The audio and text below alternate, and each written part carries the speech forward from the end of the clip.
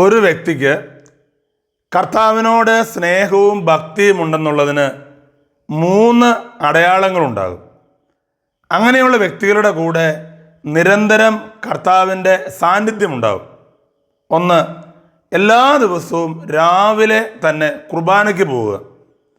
യോഹന്നാന്റെ സുവിശേഷം 6-ാം അധ്യായം 56-ാം തിരുവചനം പറയുന്നു, എൻ്റെ ശരീരം ഭക്ഷിക്കുകയും എൻ്റെ രക്തം പാനം ചെയ്യുന്നവൻ എന്നിലും ഞാൻ അവനിലും വസിക്കുന്നു. ജീവിക്കുന്നവനായ പിതാവ് എന്നെ അയച്ചു. ഞാൻ പിതാവ് മൂലം ജീവിക്കുന്നു, അതുപോലെ എന്നെ ഭക്ഷിക്കുന്നവർ ഞാൻ മൂലം ജീവിക്കും. 2, എല്ലാ ദിവസവും ഒരധ്യായം ബൈബിൾ വായിക്കും.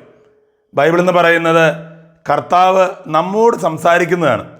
യോഹന്നാന്റെ സുവിശേഷം 14-ാം അധ്യായം 23-ാം തിരുവചനം പറയുന്നു, എന്നെ സ്നേഹിക്കുന്നവർ എൻ്റെ വചനം പാലിക്കും. അപ്പോൾ എൻ്റെ പിതാവ് അവനെ സ്നേഹിക്കുകയും ഞങ്ങൾ അവനിൽ വാസമുറപ്പിക്കുകയും ചെയ്യും. 3, എല്ലാ ദിവസവും ഒരു ജപമാലയെങ്കിലും ചൊല്ലും. ജപമാലയെക്കുറിച്ച് പറയുന്നത് ഭവനങ്ങളിലെ കുർബാന എന്നാണ് പറയുന്നത്. അൽഫോൻസ് ലിഗോരി എന്ന് പറയുന്ന ഒരു വിശുദ്ധൻ പറയുകയാണ്, മറിയത്തോളം ദൈവത്തെ സ്നേഹിച്ച ഒരാത്മാവ് പോലുമില്ല. ദൈവം കഴിഞ്ഞാൽ മറിയത്തോളം നമ്മെ സ്നേഹിക്കുന്ന ഒരാത്മാവ് പോലുമില്ല. അതുകൊണ്ട് ഈ 3 അടയാളങ്ങൾ നമ്മുടെ കൂടെ ഉണ്ടാകാനും നിരന്തരം ദൈവ സാന്നിധ്യത്തിൽ ജീവിക്കാനും നമുക്ക് പരിശ്രമിക്കാം. ദൈവം എല്ലാവരെയും സമൃദ്ധിയായി അനുഗ്രഹിക്കട്ടെ. ആമേൻ.